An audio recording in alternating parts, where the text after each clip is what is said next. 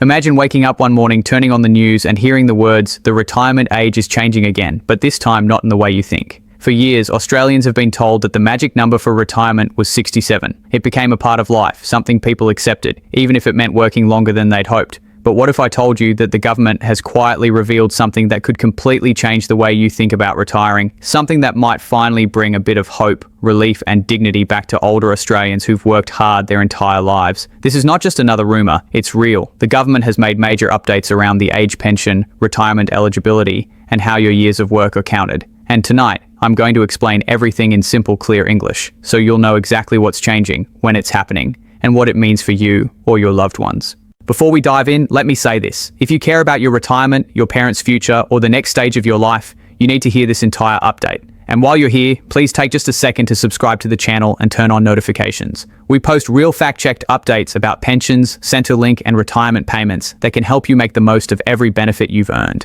It's 100% free, but it could save you thousands of dollars and months of stress. Alright, let's talk about what's really going on. The truth about retiring at 67.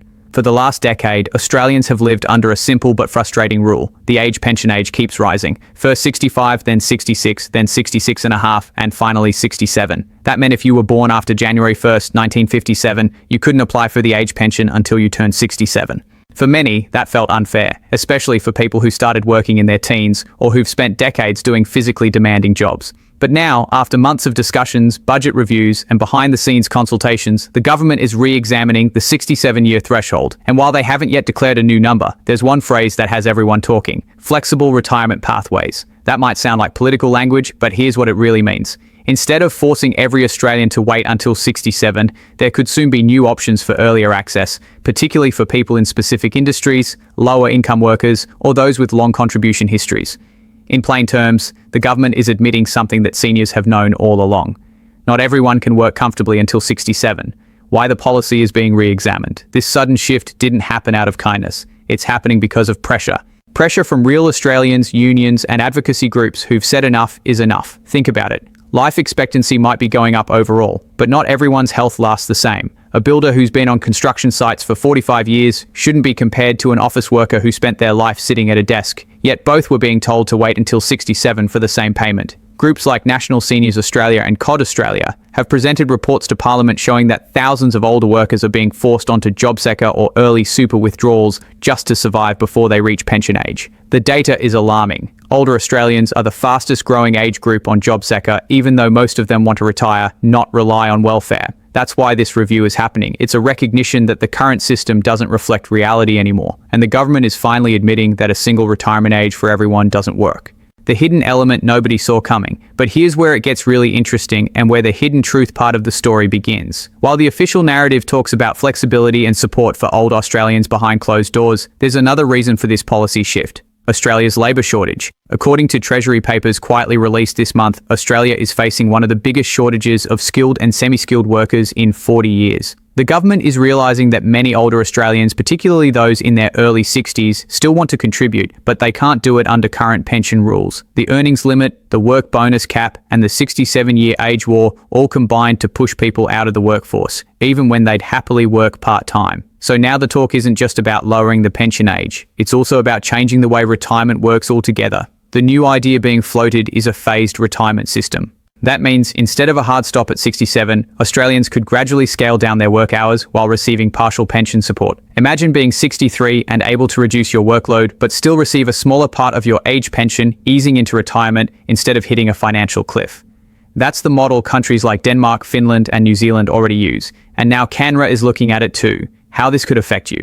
Now, if you're watching this and you're 60, 61, or 62, you're probably wondering, will this actually help me? The short answer, yes, potentially. Right now, the policy discussions are focusing on three major scenarios: introducing early partial pensions, allowing eligible workers to access a portion of their age pension at 63 or 64 if they've worked a certain number of years, adjusting super access alignment so that the preservation age, the age you can access super, matches up better with when you can access the pension, Expanding work bonus credits, letting seniors earn more income from part-time jobs without losing their pension payments. These sound like small steps, but they could make a world of difference. Because the truth is, most older Australians aren't asking for handouts. They are asking for fairness. They want the system to recognise their contribution, not punish them for growing old. The emotional impact, let's be honest, retirement isn't just about money. It's about dignity, rest, and knowing that your life's work mattered. For years, many Australians have felt invisible in the system, like the country they helped build no longer values their effort once they pass 60. That's why this shift matters so deeply, because when the government finally says, "We hear you, we know you've worked hard and we'll make it fairer," it restores something more important than any payment: hope.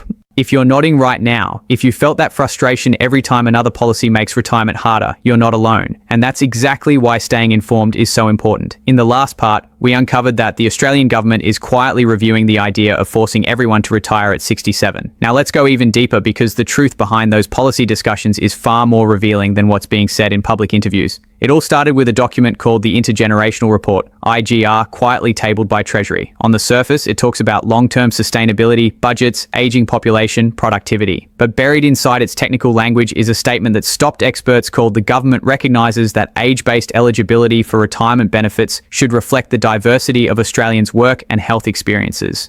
That single sentence opened the door to change, because for the first time, Canberra is officially acknowledging that a one-size-fits-all retirement age doesn't make sense anymore. Behind closed doors, the policy shift nobody expected. When reporters first noticed the phrase diversity of work experiences, they thought it referred to gender or regional differences. But it's much more than that. Treasury officials in closed-door briefings admitted that this language is code for a possible differentiated pension age, meaning that some Australians could qualify for pension access earlier than others based on their work history and health background. To put it simply, someone who spent 45 years as a factory worker or nurse might soon be allowed to retire at 63 or 64, while an office administrator could remain at 67. Why the sudden shift? Because new data shows that life expectancy gaps between working class and higher income Australians have widened to nearly 6 years. That means a construction worker from regional Queensland might live 6 years less on average than a corporate employee in Sydney. Forcing both to wait until 67 doesn't just feel unfair. It statistically punishes the one who worked harder physically and earned less. This is the moral and mathematical argument that's now gaining momentum inside Parliament. The budget factor. What's driving this decision? Every major policy in Canberra has two sides: the social argument and the budget argument. From the social side, it's about fairness and health, but from the Treasury side, it's about cost and sustainability. Australia's ageing population is growing fast. By 2063, nearly 1 in 4 Australians will be over 65. That's a huge challenge for pension funding, aged care, and medical systems. At first glance, it might seem strange that the government would even consider lowering the pension age when costs are already rising. But here's where the hidden truth comes in. They are not planning to simply lower the age. They are planning to restructure the entire system. The key word here is staged retirement. Instead of paying full-age pension benefits at a fixed age, the system would allow partial or progressive access depending on your contribution years, work intensity, and health score. This isn't about cutting benefits. It's about spreading them more evenly over time. Think of it like this. Rather than working full-time until 67 and then suddenly stopping, you might start receiving a fractional pension at 63 or 64 while working part-time. That would reduce the strain on JobSeeker and early super withdrawals and give people a smoother path to full retirement. The superannuation link, a hidden alignment. Now here's the part most media outlets aren't covering properly. These discussions are also linked to Australia's superannuation preservation age. Right now, the super preservation age, the earliest you can access your super is between 55 and 60, depending on when you were born. But your age pension starts later, at 67. That 7-year gap creates a huge financial hole for many retirees. People either burn through their super early or are forced to go back to work just to bridge that gap. Treasury economists have realised that this gap is creating a wave of financial stress among Australians aged 60 to 66, exactly the group that's supposed to be preparing for retirement. The government's internal goal is to better align the two ages, possibly setting a shared window where both super and partial pension can be accessed gradually. That's where the phrase flexible pathways comes from. It's not random political talk. It's a coded plan to tie superannuation and age pension together, giving Australians a clearer and more manageable route toward retirement. Who could qualify under the new system? Now let's get practical. If these changes go ahead, who could actually benefit? Based on early policy outlines and what insiders have leaked, here are the groups most likely to qualify for early access under a flexible retirement system. Long service workers. Those who've worked continuously for 40+ years in industries covered by Fair Work and union agreements. Physically demanding occupations, aged care, transport, mining, agriculture, manufacturing and construction sectors where early wear and tear is common. health-compromised workers, Australians who have medical or physical limitations that make full-time work past 63 unsustainable. Regional residents, areas where job opportunities for older workers are limited, meaning people often retire earlier out of necessity. Even though details aren't final, the language in the Treasury papers hints that these groups would be prioritised first. But there's a catch. The government also wants to encourage part-time contribution rather than full exit. That means under the new framework, people could receive a portion of their age pension while still working part-time, effectively blending work and retirement.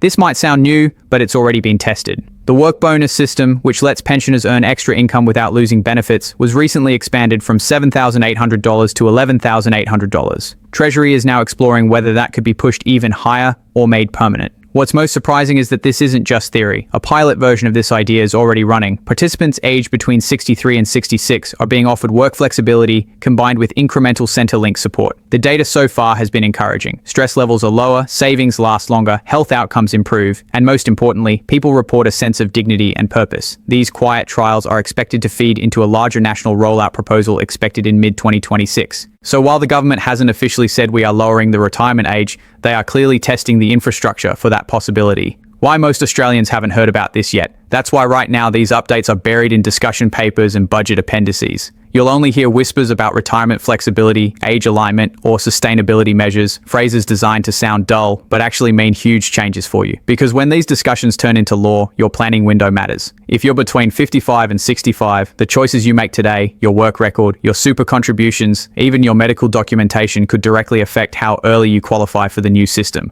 That's why it's so important to stay updated and prepare. These policies are shaping the next decade of retirement life in Australia. Before we move to the next section, take a moment to subscribe if you haven't already. Every week, we break down updates like this in plain language so you never have to dig through 60-page reports or government press releases. You don't want to miss what's coming next.